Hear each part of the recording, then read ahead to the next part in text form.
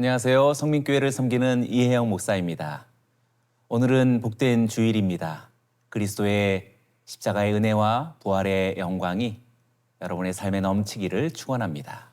우리는 성찬식에서 떡과 잔을 받으며 주님의 십자가를 기억하는 거룩한 자리에 초대를 받습니다. 너희가 이것을 행하여 나를 기념하라. 예수님은 성찬을 제정하시며 십자가의 은혜가 과거의 사건으로 머물지 않고 오늘 우리의 삶 속에서 다시 살아나기를 원하셨던 것입니다. 여호수아 시대의 요단강 도하 사건도 마찬가지입니다. 하나님은 구원의 기적이 잊히지 않도록 12개의 돌을 세우게 하셨고 그 돌들이 후대에게 하나님의 능력과 임재를 전하는 표징이 되기를 원하셨습니다. 기적은 눈앞의 일이 아니라 가슴에 새기는 이야기입니다. 그리고 이 기억은 다음 세대의 믿음을 여는 신앙의 유산이 됩니다. 오늘 말씀을 통해 우리 안에 새겨진 은혜의 돌 하나가 하나님 앞에 기억되는 믿음의 기념이 되기를 소망합니다. 오늘 말씀은 여호수아서 4장 1절에서 14절의 말씀입니다. 여호수아 4장 1절에서 14절 말씀입니다. 그 모든 백성이 요단을 건너가기를 마치매 여호와께서 여호수아에게 말씀하여 이르시되 백성의 각 지파에 한 사람씩 12사람을 택하고 그들에게 명령하여 이르기를 요단 가운데 제사장들의 발이 굳게 선 그곳에서 돌 12를 택하여 그것을 가져다가 오늘 밤 너희가 유숙할 그곳에 두게 하라 하시니라.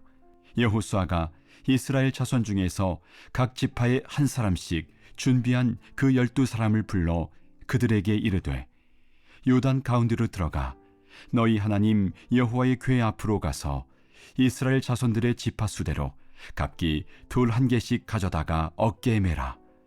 이것이 너희 중에 표징이 되리라.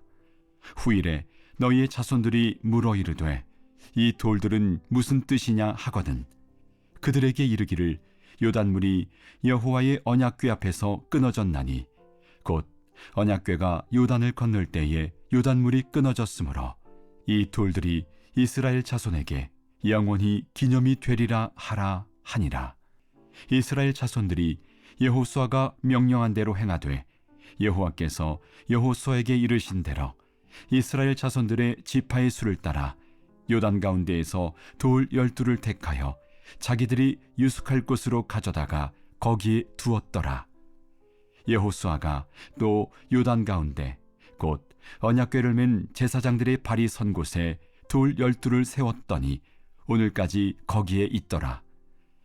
또 여호와께서 여호수아에게 명령하사 백성에게 말하게 하신 일 곧 모세가 여호수아에게 명령한 일이 다 마치기까지 궤를 맨 제사장들이 요단 가운데에 서 있고 백성은 속히 건넜으며 모든 백성이 건너기를 마친 후에 여호와의 궤와 제사장들이 백성의 목전에서 건넜으며 르벤 자손과 갓 자손과 므낫세 반지파는 모세가 그들에게 이른 것 같이 무장하고 이스라엘 자손들보다 앞서 건너갔으니 무장한 4만 명 가량이 여호와 앞에서 건너가 싸우려고 여리고 평지에 이르니라.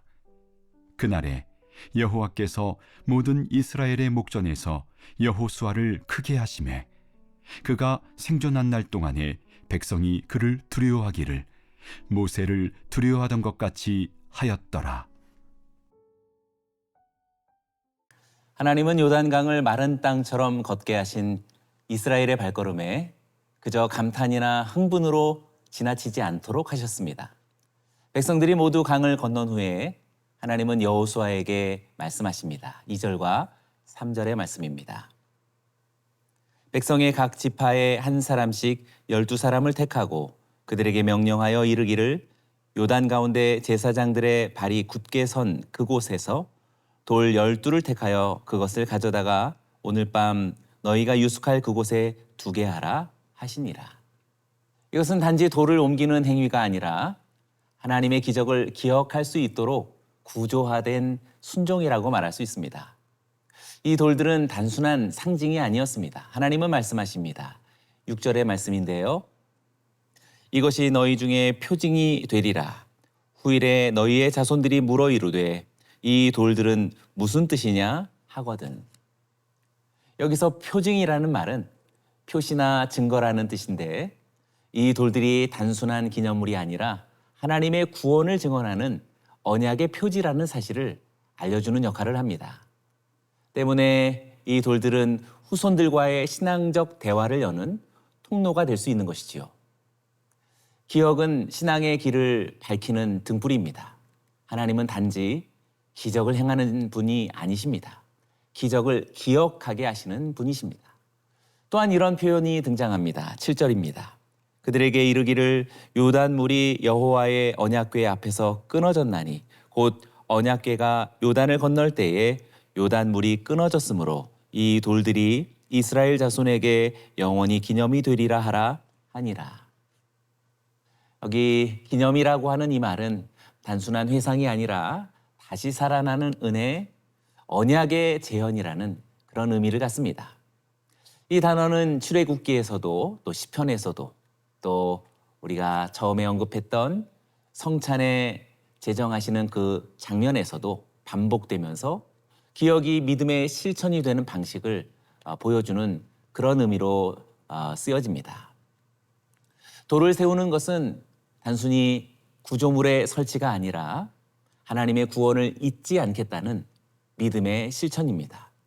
오늘 우리에게도 하나님은 기억의 돌을 세우라고 말씀하십니다. 과거의 사건을 넘어서 지금 이 순간에도 하나님께서 우리 가운데 살아계시며 우리의 여정을 인도하신다는 은혜의 흔적을 새기라고 요청하십니다.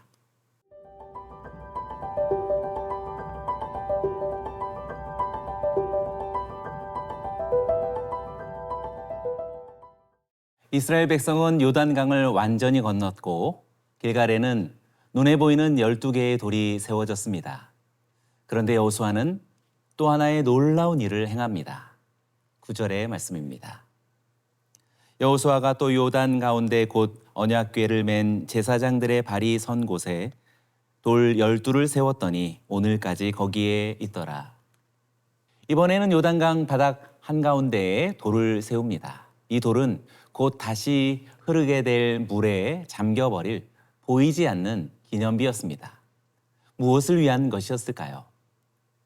그 돌들은 언약궤를 맨 제사장들이 서 있던 자리에 세워졌습니다. 하나님의 임재 앞에 믿음으로 섰던 자들의 헌신을 기념하는 상징이었던 것입니다.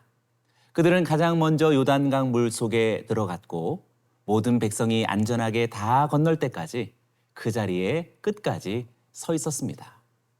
여호수아서 3장 17절 말씀이었죠. 여호와의 언약궤를 맨 제사장들은 요단 가운데 마른 땅에 굳게 섰고 그 모든 백성이 요단 건너기를 마칠 때까지 모든 이스라엘은 그 마른 땅으로 건너갔더라. 여기서 강조되었던 단어가 서다라는 단어입니다. 이것은 그냥 멈춰 서 있는 그런 어떤 정지된 동작이 아니라 견디고 버티고 지탱하는 그런 믿음의 자세를 의미하는 아주 중요한 그런 동사입니다. 그들이 서 있었기 때문에 백성들이 건널 수 있었던 것입니다. 그들이 자리를 지켰기 때문에 구원의 길이 열렸던 것입니다. 보이지 않는 기념비는 하나님 앞에서의 충성과 헌신이 드러나지 않아도 귀하게 여겨짐을 상징하는 것이 됩니다. 이 돌은 하나님만 아시는 기억으로 남았고 강물이 흐른 뒤에도 하나님의 책에 기록된 돌이 된 것입니다. 그리고 이 사건을 통해 하나님은 여호수아를 높이십니다. 14절 말씀이지요. 그날에 여호와께서 모든 이스라엘의 목전에서 여호수아를 크게 하심에 그가 생존한 날 동안에 백성이 그를 두려워하기를 모세를 두려워하던 것 같이 하였더라. 하나님은 기적이 끝난 다음 기적을 세우는 자와 보이지 않는 순종을 실천한 자를 높이십니다. 하나님은 기념비가 아니라 기억을 세운 믿음의 사람을 통해 하나님의 권위를 보게 된 것입니다. 오늘날 우리도 마찬가지입니다.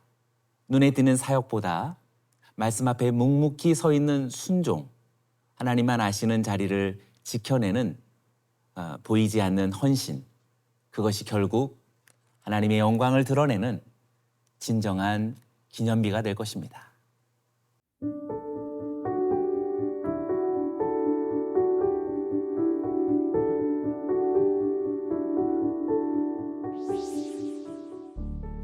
기억하게 하시는 하나님, 기적을 베푸신 날보다 그 기적을 기억하라고 돌을 세우게 하신 뜻을 헤아려 봅니다. 요단 강물 속에 순종으로 서 있던 제사장들의 발처럼 오늘 우리의 삶도 보이지 않는 자리에서 묵묵히 믿음을 지키는 기념비가 되게 하여 주옵소서. 자녀들이 묻거든 이 돌들은 무슨 뜻이냐라고 말할 수 있도록 우리의 삶에서 하나님을 설명할 수 있는 살아있는 증거가 있게 하여 주옵소서. 눈앞의 기적보다 그 기적을 잊지 않고 새기는 마음을 갖게 하시고 보이는 헌신보다 하나님만 아시는 순종의 발걸음을 끝까지 지켜가게 하여 주옵소서. 기적을 기념하는 12개의 돌처럼 오늘 우리의 하루가 하나님의 임재를 증언하는 표징이 되기를 원합니다. 예수님의 이름으로 기도드립니다. 아멘.